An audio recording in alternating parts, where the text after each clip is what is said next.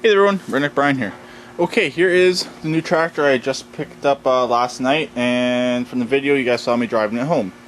It is a Noma, actually a Noma Canadiana. Here's the hood. Noma Canadiana. I've actually had a Canadiana many years ago. Actually a newer style than this, this is probably early 90s. The one I had was a mid 90s. So there's the hood. You may be wondering what my plans are for this. Here they are. It's going to be my new racer. So yeah, the Red Rocket is getting scrapped. So sadly, say bye to the Red Rocket. It was fun, but it's extremely unreliable. It flies the belt off a lot. So it's time for it to go. I'm tired of it, really. That's the main reason why I'm getting rid of it. I am tired of the Red Rocket, and it's been fun, and I'm more into now the Craftsman setups, I guess. They are a little bit easier to work on, having the gear drives instead of having to deal with the Vari-Drive. Here is the Red Rocket. I took it out for a spin earlier. And of course, as soon as I went to take off, it threw the belt. But so I had to shut it off, then I had to reboost it because the battery that's in it is dead. But it fired up pretty good. There is Miss Shania. Hi, Shania.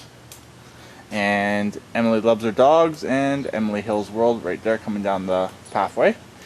So anyways, only thing I'm really going to be saving off this is tires. The Vari-Drive itself, that unit will be saved. So I might end up using that on the 4x2 as a center pulley if I can't find a long enough belt. The battery box will be saved. That's going into the new tractor, into the Noma. So, because it only has, it just has a opening right here, as you can see. So I'm thinking about putting the box enclosure in there just to keep the battery a little bit safer. That's the battery that came with the Kubota. It does hold a charge. It's just been sitting around and needs to be charged back up. So it took me about 40 minutes to drive this home last night. I'll put in the description below how far I went, the kilometers.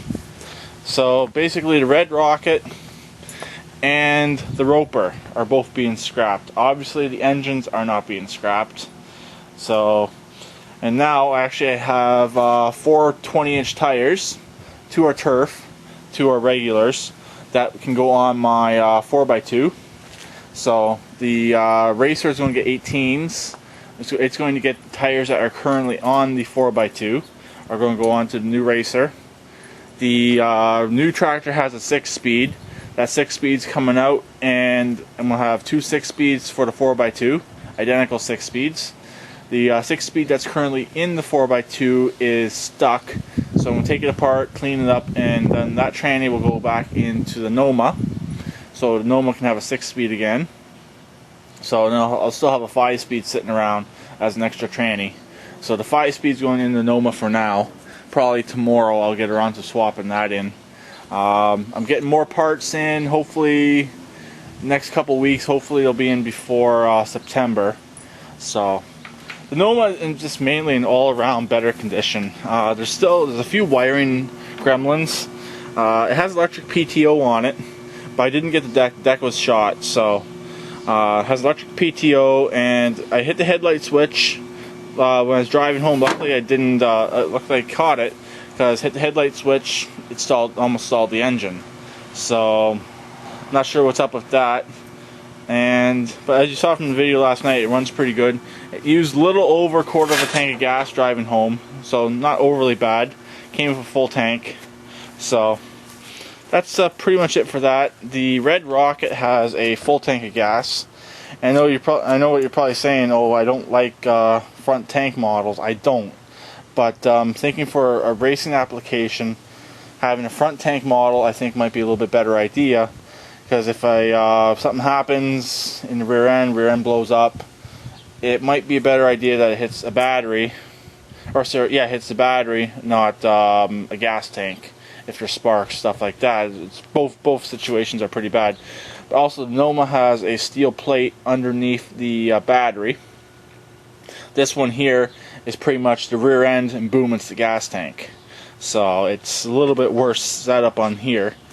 I was also looking at the Noma. It will be lowered. It sits really high, so it will be lowered. The nice thing about the Nomas, it's kind of like a double frame. You have like a unibody type base piece on it.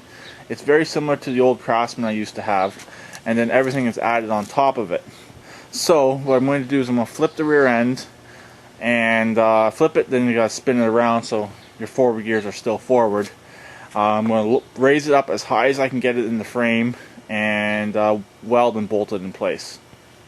So my plan is the 3-speed that's in here, I'm going to strip the guts out of it and use it as a mock-up rear end, and that should actually work out pretty good, so I can get everything all lined up perfectly. Most likely the Noma, I'll probably tear it down on Monday. Monday's a holiday, so nothing's really open. Few places are open, but it's a civic holiday, so banks aren't open, stuff like that. So most likely Monday the Noma will get stripped down. It won't take long to do that. We'll see. Or I might keep it together, might pulley swap it for right now and drive it as it is right now. But the only thing to pulley swap it, I got to pull the tranny out, and I might as well put the 5-speed in it while I'm doing that. So that's pretty much it. I will do another update when I'm farther along. So I will talk to everyone later. Please keep it redneck like always, and please subscribe and comment.